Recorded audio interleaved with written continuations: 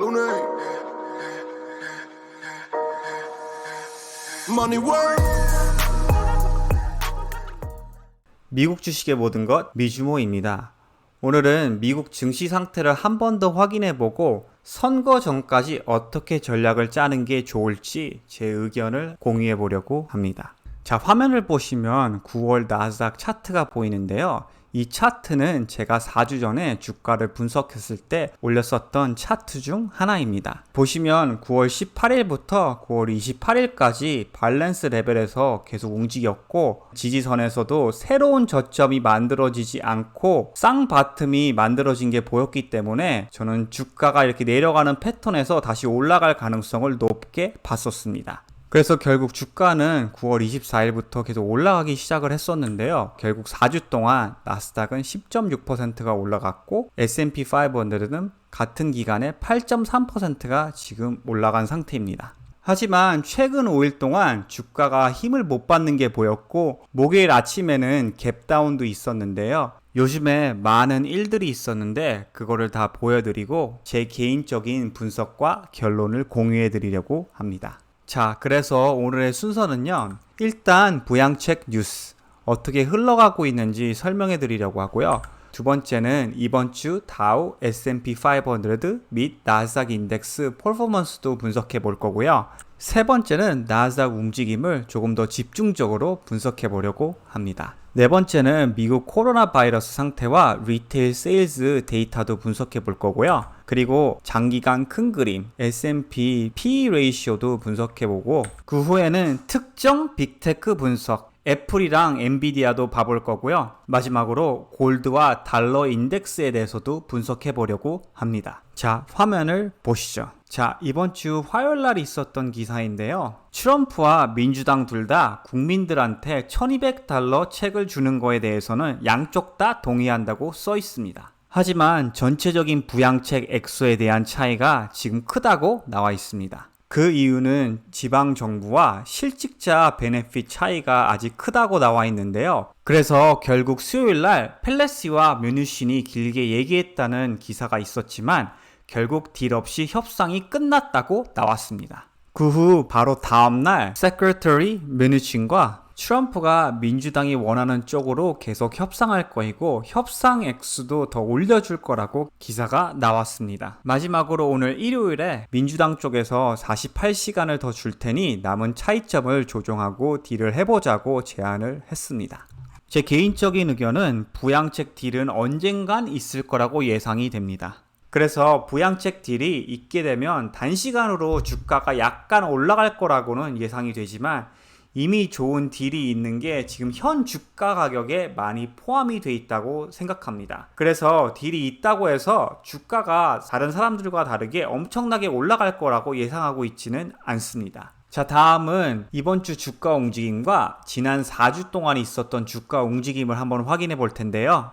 보시다시피 지난 4주 동안 모든 인덱스가 다 꾸준히 잘 올라갔었는데요. 하지만 이번 주만 보면 월요일날 굉장히 좋은 시작을 했었다가 지금 주가가 단시간 내려가는 패턴이 생긴 게 보이고 특히 목요일날은 갭다운으로 주가가 시작돼서 다시 금요일날 초까지 리커버리 했다가 금요일날 장 마감 때 또 힘없이 내려온 걸 확인할 수 있었습니다. 그래서 최근 이 부분을 줌인해서 보여드리면 지난 3일 반 동안 나스닥 컴포짓 인덱스는 2.4%가 내려갔고 S&P 500는 1.3% 그리고 다우존스는 0.5%가 내려간 상태입니다. 전체적으로 성장주들이 조금 더 내려가기 시작한 걸 확인할 수 있었습니다. 하지만 이건 겨우 3일 반 동안 트렌드이기 때문에 약간 정도 레퍼런스만 하면 될 것 같습니다. 자, 다음 화면을 보시면 1시간 봉 나스닥 컴포짓 인덱스 차트인데요. 보시다시피 지금 이 밴드 안에서 주가가 3주 동안 움직이다가 이번 주 월요일 날 갭 상승하면서 그 트렌드를 브레이크하고 올라갔었는데 화요일부터 주가가 내려오기 시작하면서 목요일 날은 아예 갭 하락까지 하면서 주가가 시작됐는데요. 그 시작된 포인트가 딱 지지선 포인트였고 다시 반등을 하다가 금요일날 다시 힘없이 주가가 내려온 게 보입니다. 자, 여기서 중요한 거는 이 지지선 포인트에서 주가가 다시 반등할지 안 할 건지를 예상하는 건데요. 저는 개인적으로 이 포인트에서 짧은 단시간 반등이 있지 않을까 예상을 해봅니다. 자, 그래서 이 부분을 조금 더 줌인해서 보여드리면 딱 외지 패턴이 나오는데요. 그래서 저는 월요일, 화요일이 굉장히 중요할 것 같은 게 지금 주가가 이렇게 모아지는 패턴이 만들어지고 있는데 이런 상황에서 보통 이 라인을 브레이크하고 올라가면 주가가 다시 올라가게 되고 아니면 이 라인에서 브레이크하고 주가가 다시 내려가게 되면 주가가 보통 많이 내려가게 됩니다. 그래서 앞으로 이틀 안에 이 라인 중 하나가 브레이크 될 텐데요. 단시간의 흐름을 브레이크 되는 쪽으로 정하는 게 중요할 것 같습니다. 자, 이번에는 차트 분석 말고 미국 코로나 바이러스 케이스에 대해서 확인해 볼 텐데요. 이번 주 토요일 날 있던 기사인데 지금 코로나 바이러스 감염자가 다시 7월 중순 때 같이 늘어나고 있다고 써 있습니다. 자, 그래서 차트를 보시면 코로나 바이러스 케이스가 6월 중순부터 7월 중순까지 많이 상승했었는데요. 이 포인트에서 다시 한 달 반 동안 내려오다가 9월 초부터 코로나 바이러스 케이스가 많이 다시 올라가고 있는 게 보입니다. 물론 이제는 코로나 바이러스 케이스만 증가하는 거는 전 주가에 영향이 없다고 생각합니다. 9월 초에 주가가 잠깐 내려갔었지만 9월 중순부터 코로나 바이러스 케이스가 증가하면서 오히려 주가도 같이 올라갔습니다. 하지만 만약 케이스가 더 빨리 늘어나서 학교랑 식당들이 문을 닫기 시작하면은 그거는 주가에 어느 정도 영향이 있을 거라고 예상을 합니다. 그래서 저는 앞으로 코로나 바이러스 케이스가 계속 증가할 거라고 예상을 하고 있기 때문에 다시 셧다운이 있을 가능성도 감안하고 투자하는 게 중요할 것 같습니다. 자, 하지만 이번 주 금요일 날 좋은 뉴스가 하나 있었는데요. 소매 단계 총 판매액 데이터가 좋게 나왔는데요. 보시면 지난달 9월 숫자를 0.7%로 예상을 하고 있었는데 지난달에 1.9%가 올랐다고 나와 있습니다. 하지만 리테일에 대해 좋은 뉴스가 있었음에도 불구하고 S&P 리테일 ETF는 오히려 금요일날 1% 이상 내려갔고요.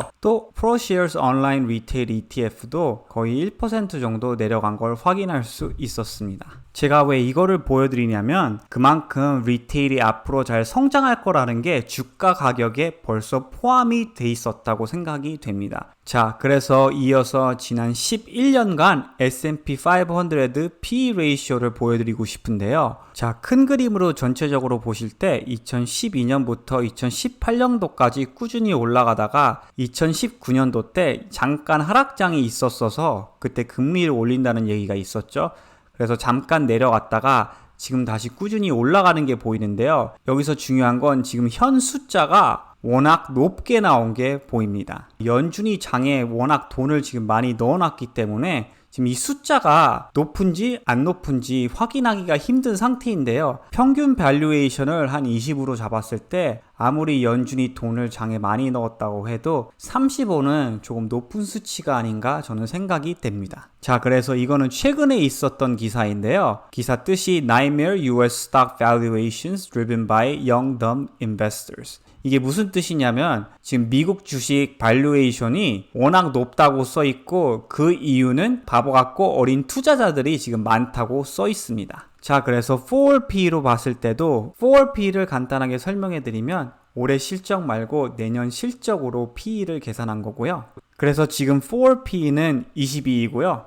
10년 평균이랑 비교했을 때도 지금 50%나 더 높은 상태라고 써 있습니다. 지금 4P로 봤을 때나 그냥 P로 봤을 때나 지금 밸류에이션이 많이 높은 건 사실이고요. 이런 밸류에이션은 제 개인적인 생각에는 언젠가는 다시 내려올 거라고 예상을 하고 있습니다. 자, 그래서 이번에 시가총액이 제일 큰 애플을 바탕으로 10년간 P 레이쇼를 한번 보여드리려고 하는데요. 보시면 애플은 천천히 주가가 계속 올라가다가 2018년 중순부터 주가가 워낙 빨리 올라가기 시작을 했습니다. 하지만 넷 EPS를 보시면 지금 같은 페이스로 꾸준히 올라간 게 보입니다. 그렇기 때문에 애플 P 레이쇼를 보시면 지금 2010년도부터 꾸준히 10에서 20 사이로 움직이다가 이번에 많이 주가가 고평가되어 있는 걸 확인할 수 있습니다. 자, 그래서 제 개인적인 의견은 애플이 고평가된 이유 중 하나가 차트적으로 봤을 때 지금 장기간 지지선에서 항상 반등이 있었는데요. 저는 주가가 약간 더 올라갈 수는 있지만 결국 올라가다가도 내려와서 이 지지선 레벨을 테스트할 것 같은데요. 만약 추가 매수를 원하신다면 그때 반등이 있는지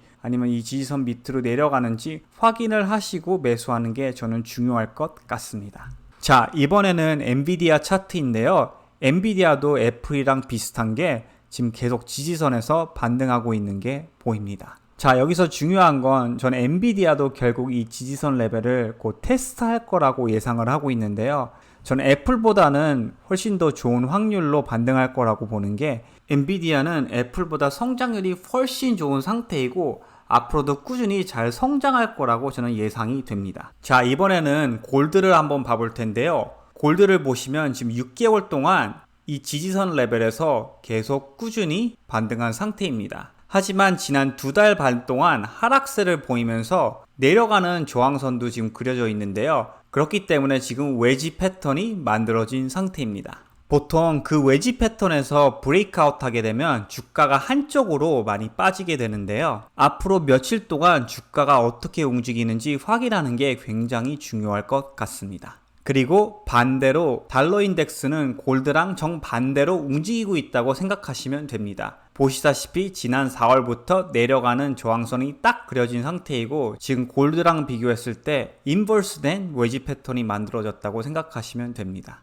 자, 그래서 결론은요. 월요일과 화요일날 나스닥이 지지선에서 잘 반등하는지 확인하시고 만약 반등을 하지 못하면 지금 추가 매수를 하시는 것보다 더 좋은 기회를 노리는 게 저는 괜찮은 전략이라고 생각됩니다. 여기서 조금 더 안전한 우량주로 로테이션 하는 것도 전 괜찮다고 생각되고요. 전체적으로 봤을 때 지금 상태에서 주가가 많이 올라가지는 전 못할 거라고 예상합니다. 제 경우에는 지난주에 캐시 비율을 더 늘리고 몇몇 올라간 주식을 매도하고 수익을 챙겼습니다. 앞으로 주가가 더 올라가면 전 몇몇 보유 주식을 더 매도하면서 수익을 챙길 생각입니다. 저는 4주 전에는 85대 15 주식 캐시 비율이었지만 지금은 한 65대 35 정도입니다. 저는 이번 주에 골드와 달러 인덱스의 움직임이 굉장히 중요하다고 생각합니다. 달러 인덱스가 내려가면 골드가 올라갈 수 있고 또 주가 상승에 도움이 될 수 있으니 참고하시길 바랍니다. 오늘의 분석은 여기까지 하겠습니다. 시청해 주셔서 감사합니다.